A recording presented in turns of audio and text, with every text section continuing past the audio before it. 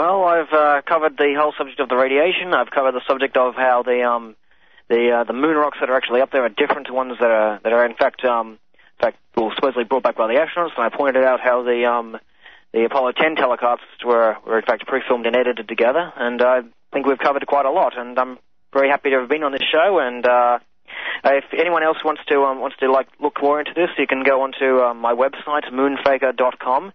You can also go onto moonmovie.com, where you can find a whole bunch of DVDs that are available. They encourage you to get this information, and of course you can go onto my YouTube account.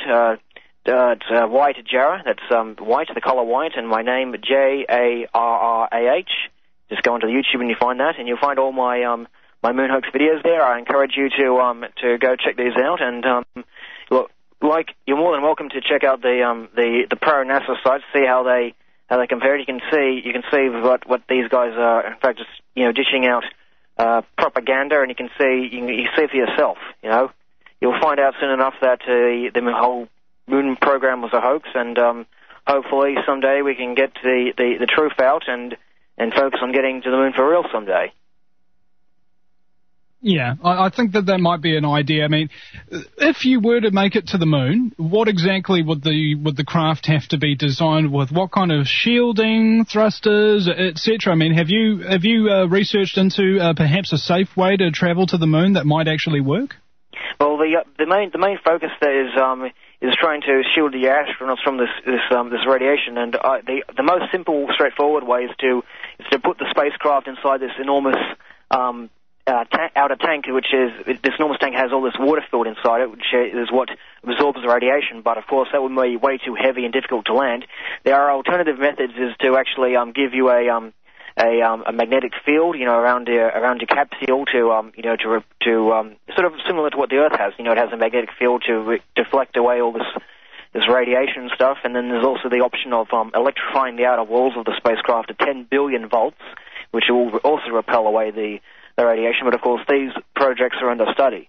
So maybe with some improvements, maybe 50 years or so down the line, when we're able to finally get this stuff to work, maybe we might be able to do it then. But we don't know yet.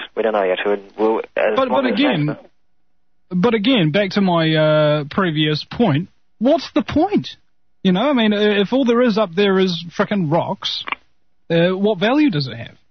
Well, mankind needs to move forward, and sooner or later, we're going to have to, be traveling to other planets sometime in way off into the future, because like man must explore. But unfortunately, we're not doing any exploring so long as NASA keeps us in this fantasy world. See, in my opinion, the fantasy world is that we need to explore outside of the Earth. After all, the Earth still has large amounts of unexplored area, and some people say that overpopulation is a good reason to explore space and go off and colonize other planets, when we haven't even got our culture correct here. So if anything, we're only going to go to another planet to screw that one up too. Well, it depends on who we put into power. Hopefully we can learn from our past mistakes that we've made on Earth, and if we're ever able to solve the problem, hopefully we can avoid making those same mistakes on other planets. That's, of course, if we're able to solve this issue. I need to emphasize that.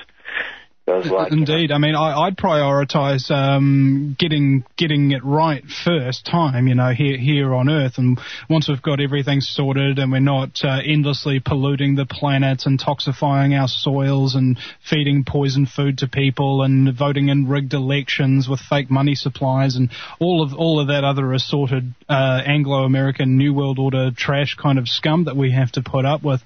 Until that's solved, I don't think that we should really be thinking about expansion. I think in reality we should be really thinking about consolidating the position of humanity so that we can basically live in a free society again. I mean, perhaps there never was such a thing as a free society, but that's my perspective anyway. Yeah, the world needs to get out of the toilet. That's plain and simple.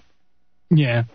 And I suppose people need to realise that they're in a toilet, It's kind of like if you're born into a cesspit, you don't recognise the smell of crap. I thought you couldn't swear on the show. Oh, crap is not a swear word under FCC regulations. The other associated word is I've come up with a pronoun for it called Shiite, as in Shiite Muslim. Okay. and I feel as though our species has a huge amount of potential, and the potential for discovery, I think, is patently unlimited. There really is no telling what you can learn ultimately from a real visit to the moon. Because we don't know what it is or all of that kind of stuff to a large extent. Well, wasn't there like a missile that was fired at the moon and it punched through into a cavern? I think you're talking about the L-Cross that punched into the south pole of the moon and kicked up all this ice, because the only place where you can find water on the moon, in abundant quantities, is in the polar regions. Because up there it's much cooler, and it's below the boiling point of water in a vacuum. But in the equatorial regions, any water exposed there would just vaporize in the vacuum of space in this intense heat. But of course, when on the Apollo samples we're finding all this water, and everyone just says, "Oh, it's contamination," because there's no rust from from exposure to the atmosphere or exposure to water. You find rust, and they say, "Oh, that's contamination too." It just becomes blind faith in authority. They must find it difficult. Have you heard of the hollow Earth theory? What's your take on? The hollow Moon theory. What's your take on that? I've heard of it. I haven't investigated it. I just prefer to stick with the whole space exploration thing. I've heard of it. I've heard of the hollow moon thing. I've heard of the electric universe thing. I've heard of all these different alternative science theories. But I'm open to alternative sciences and stuff. But I have no interest in pursuing them. That's not my fight. It's not my fight. Yeah, I know exactly what you mean. Like I don't. Like, for example, your websites and all of that kind of stuff, I'll be honest with you, I haven't read them, I haven't seen any of your documentaries, because instead of doing such a thing, what I do is just, as you've seen, interview the documentary filmmakers and get it straight from the horse's mouth. Hence, this basically means that I'm limited in the amount of knowledge that can come out on 2 hours with a chat or what have you, but I get a much more in-depth perspective on a range of issues rather than hardcore investigation to any single issue by interviewing the experts on each issue. You know what I'm saying? Yeah, I guess so. And of course, I suggest you check out the original research as well, because 2 hours just simply isn't enough to get enough information out. I produced a documentary on the moon samples, and that went for about 9 hours. 9 hours. Wow. Well, I can tell you right here and now that basically I was unsure whether or not the moon landing was a hoax when you came on the show, and in less than 2 hours you've convinced me that it basically is. Cool. All right, so this is the thing when you talk to researchers who know what they're talking about. It's irrefutable. Okay? And I feel that this is what really needs to be the real point of alternative media. Don't interview the politicians. Don't interview the pundits. Interview the activists and researchers, particularly those who experience discrimination, particularly those who appear to have outlandish theories, and simply listen to their research and documentation, and the truth will become apparent relatively quickly. People need to learn how to listen, particularly to the things that they disagree with or the things that they're skeptical of, because it's only in the process of listening that you gain understanding. And I've now kind of, because of this interview, gained a lot more understanding about the moon hoax conspiracy theory. And I want to thank you very much, Jarrah, for coming on with me today. It's been an absolute pleasure. And we have about 2 minutes left. So if you want to have a final statement to say to the listeners and perhaps how they should be approaching this subject, and of course plug your websites again. Well, as I said before, it's important to research both sides, and I'm sure any unbiased researcher who takes the time to check out what the pro-NASA guys are saying and what the anti moon landing guys are saying, you'll find out which is the correct. And I took that time to do that, and I'm sure you guys will be able to have that opportunity to do so as well. Now the websites I recommend is moonfaker.com and moonmovie.com. I also recommend the websites billcasing.com and ralphrene.com. From Ralph Rene's site, you'll be able to get NASA Moon to America, which is the most comprehensive Apollo Moon Hoax book.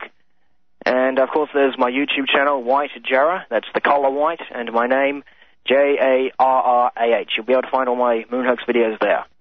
All right, Jarrah. This has been a stunning 2 hours, and certainly, in fact, this is bugger it.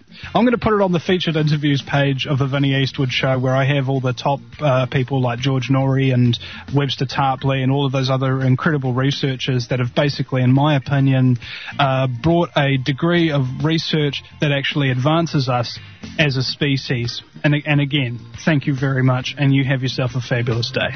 Thank you. The pleasure was all mine. Yeah, I get that a lot. Now, coming up tomorrow, ladies and gentlemen, I have no idea what's going to go down, so it's bound to be pretty good. And we'll see you again sometime at the VinnyEastwoodShow.com, and check out our featured interviews page there, and also the nearly 40-plus shows that I've done on other radio stations on the Vinny on Other Shows section. Thank you, ladies and gentlemen, and we'll see you again sometime.